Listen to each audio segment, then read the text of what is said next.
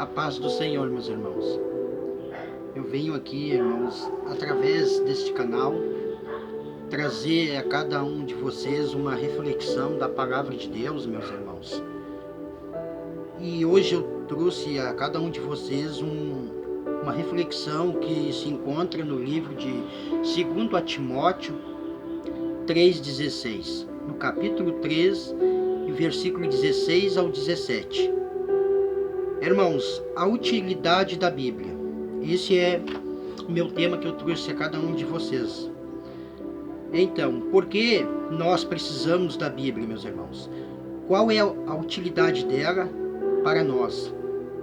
Amém, meus irmãos? Aqui está o que a própria Bíblia nos diz em 2 Timóteo 3, 16 e 17. Amém, meus irmãos?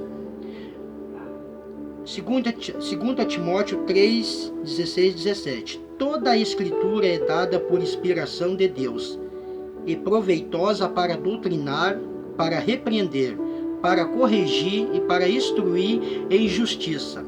Amém, meus irmãos? Para que o homem de Deus seja perfeito e perfeitamente preparado para toda boa obra.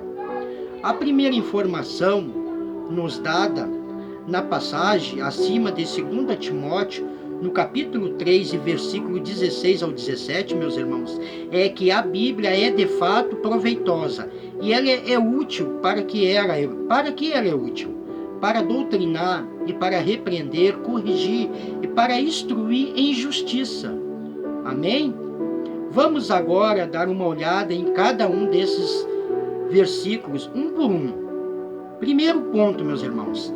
A palavra de Deus, ela é para doutrinar. Amém? A primeira coisa que segundo Timóteo 13, 16 ao 17, nos diz é que a Bíblia ela é útil para doutrinar ou ensinar. Isto é especialmente importante, já que em relação a Deus, as pessoas elas tendem a seguir os ensinamentos de suas tradições. Amém, meus irmãos? Os ensinamentos que a sociedade considera como a fonte correta de informação religiosa, não há problema, meus irmãos, nenhum com estas fontes, se elas ensinam o que a Bíblia ensina. Mas, infelizmente, frequentemente, não é isto que acontece no caso em que o ensino é recebido através destas fontes. Pois, embora possam ser religiosas, meus irmãos, e sinceras, também elas estão erradas, pois não estão de acordo com os ensinamentos que Deus nos dá na Bíblia. Um exemplo da Bíblia usado para o ensino é o tema da salvação. Amém, meus irmãos? A resposta que a Bíblia dá para esse tópico é muito claro, que nós possamos ver agora em Romanos 10, 9. A palavra diz que se você confessar com sua boca o Senhor Jesus e acreditar em seu coração que Deus o ressuscitou dentre os mortos, você será salvo. Amém, meus irmãos? Também poderemos ver no livro de Efésios 2, no capítulo 2, versículo 8 ou 9, que está escrito assim: pela graça sois salvos, mediante a fé. Isto não vem de vós, isto é dom de Deus, não de obras, para que ninguém se glorie. Amém? Pode ser declarado de forma mais clara do que esta, que para ser salvo o que você precisa não é de boas obras, mas crer que Jesus é o Senhor e que Deus o ressuscitou dentre os mortos. Se a sua escola, o seu pastor, ou sua família apoie alguma outra doutrina, qualquer ensino você irá seguir, os ensinamentos da Bíblia ou os ensinamentos de vários outros homens.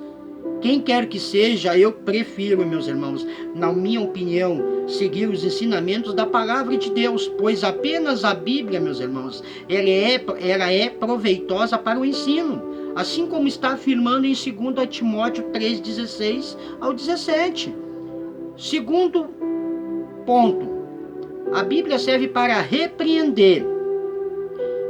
Os demais ensinos em 2 Timóteo, meus irmãos, 3, de 16 ao 17, nos diz que a Bíblia também ela é proveitosa para repreensão e correção. Isto significa que a Bíblia ela é apta para nos mostrar se nós estamos errados e onde nós estamos errando. Por isso, se eu acredito que a salvação é dada pelas obras ou pela fé, mais algumas boas obras ou por algumas outras coisas, exceto pela crença de que Jesus é o Senhor e que Deus o ressuscitou dentre os mortos, e que o que eu preciso é de repreensão e correção, meus irmãos. A passagem acima em Romanos 10, 9 é novamente útil para este propósito que eu estou aqui trazendo a cada um de vocês. Já que se eu não acreditar no que a palavra de Deus diz, meus irmãos, amém, meus irmãos? Que a palavra de Deus diz que eu estou errado, ao declarar o que é certo, assim ela me ensina e me reprova e me corrige. Tudo isso em uma única e mesma passagem. Um outro exemplo está no livro de Efésios 4, versículo 31. No capítulo 4, versículo 31. A palavra diz: deixai toda amargura, cólera, ira, clamor e blasfêmia, bem como toda a malícia. Se eu estou, irmãos, amargurado e colerizado, etc., a Bíblia me diz que isto é errado. E você sabe por que está errado, não porque a sociedade ou o sistema moral do mundo diz que é errado, mas porque Deus em sua palavra define como errado. Para achar o que é errado ou certo, você não precisa conhecer ou seguir o sistema moral do mundo. O que você precisa é conhecer e seguir a palavra de Deus. Amém, meus irmãos? Terceiro ponto que a Bíblia nos ensina para corrigir. A terceira coisa que, de acordo com 2 Timóteo, no capítulo 3, e versículo 17 ao 18, a Bíblia ela é usada para correção. Correção sempre é um complemento necessário, meus irmãos, para a repreensão. Com a repreensão nós vemos onde nós estamos errados, quanto que com a correção nós sabemos o que é certo a fazer. No caso de Efésios 4:31, meus irmãos, que nós vimos acima, é suficiente analisarmos mais um versículo para nós receber depois da repreensão. A correção, assim, em Efésios 4, no capítulo 4 e 32, nos diz: sejais bondosos e compassivos, perdoando-vos uns aos outros, como Deus vos perdoou em Cristo. Todas estas coisas para a qual a Bíblia ela é proveitosa, ou seja, para ensinar-nos, a nos corrigir, a nos reprovar e a tornar proveitos para a educação na justiça, ou como diz o grego, para o treinamento na justiça. Amém? Ao fim de que o homem de Deus seja perfeito, completamente equipado para as boas obras. A razão pela qual Deus deu a Bíblia, meus irmãos, que é útil para todas estas coisas, é para que o homem de Deus seja perfeito. E isto significa que você não pode ser perfeito, meus irmãos, exceto se aplicando aquilo que a Bíblia diz. Quantas pessoas hoje em dia, meus irmãos, estão saindo do propósito de Deus? Quantos homens foram chamados para um fim de dividir aquilo que Deus deu para eles? Mas muitos se deixam se corromper pelas riquezas, pelas promessas que o mundo tem oferecido, assim como aconteceu na vida de Balaão, tem acontecido. Pois eu tenho a consciência, meus irmãos, que tudo isso que está acontecendo são profecias que estão se cumprindo na palavra de Deus. Mas nós temos que ter a plena certeza que tudo aquilo que o homem tem semeado, o homem há de colher. A palavra de Deus diz que nos chamou, o Senhor nos chamou para ser tapadores de brechas, ser ministro do Evangelho, levar as boas novas. Mas infelizmente, o inimigo tem ceifado muitas vidas, tem enganado. Amém, meus irmãos? Vamos prosseguir então. A passagem de 2 Timóteo 3,16 também ela nos diz que a Bíblia foi dada para que o homem de Deus seja completamente equipado, meus irmãos, para toda boa obra. Irmãos, não existe boa obra fora da palavra de Deus. Por mais que a gente possa, às vezes, dar um alimento, a gente dá um agasalho, mas é preciso que nós temos que aceitar o Senhor, porque a palavra diz que para a remissão dos nossos pecados, tem que haver um arrependimento, um batismo.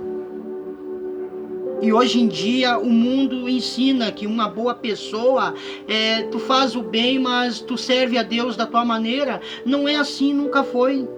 A palavra de Deus diz que o Senhor, ele aceitou a oferta de Abel e não aceitou a de Caim. Teve pelo qual motivo que ele não aceitou? Porque Abel andava nos caminhos do Senhor, Caim não andava. E o que eu aprendo com isso? Que tem que ser do jeito do Senhor. A palavra diz também que quando a arca do Senhor estava sendo levada e essa arca vem a cair da carroça e por uma boa intenção, pelo um coração de boa intenção, ele foi pôr a mão. A palavra diz que ele foi fulminado, porque nós temos que ter a consciência, assim como o Senhor diz para Moisés, que quando Moisés estava subindo aquele monte, o Senhor diz: Moisés, tira a sandália, porque o lugar que tu está pisando é santo. Nós temos que entender o que Deus abençoou, o homem não pode amaldiçoar. E o que Deus santificou, o homem não pode querer santificar da sua maneira. Só há uma razão, só há um motivo pelo qual nós podemos se achegar ao Senhor. E nós podemos, meus irmãos, se consagrar nas coisas que o Senhor aprova. Muitos homens estão sendo aprovados pelo mundo, mas esquecem que a verdadeira aprovação vem mediante a palavra de Deus. Por isso que nós temos que entender, assim como Jesus disse que ele não veio para mudar nada, ele veio para cumprir. Jesus diz aos seus seguidores, e ele disse: vocês pensam que eu vim anular a palavra de Deus? Eu não vim anular, eu vim cumprir. Jesus disse que não passaria, não cairia um tilde sequer da palavra de Deus, e nem revogaria as profecias dos profetas. Mas homens não entendem. Muitas vezes nós, seres humanos, queremos arrumar desculpa para não servir ao Senhor. Mas a verdade é essa. Assim como Jesus falou, quando ele estava falando com os seus discípulos, que eles ficaram sem entender quando Jesus falou que quando você vai dizer naquele dia: preguei, Senhor, no teu nome, expeli demônios no teu nome, ajudei no teu nome. E Jesus vai dizer abertamente: apartai de mim naquele dia, porque eu não vos conheço, vós que praticaram a iniquidade. Irmãos, o que é iniquidade, irmãos? Na palavra de Deus diz que iniquidade no hebraico, ela significa um homem que viveu sem lei. Jesus estava falando claramente para um público que era pessoas que tinham se convertido, tinham aceitado. Mas quando nós aceitamos Jesus, nós temos que entender que nós temos que fazer as coisas pela palavra de Deus. Nós não podemos botar a palavra de Deus em segundo plano. Nós não podemos tratar a palavra de Deus como ultrapassada. Nós temos que entender o Deus que nós servimos é um Deus único.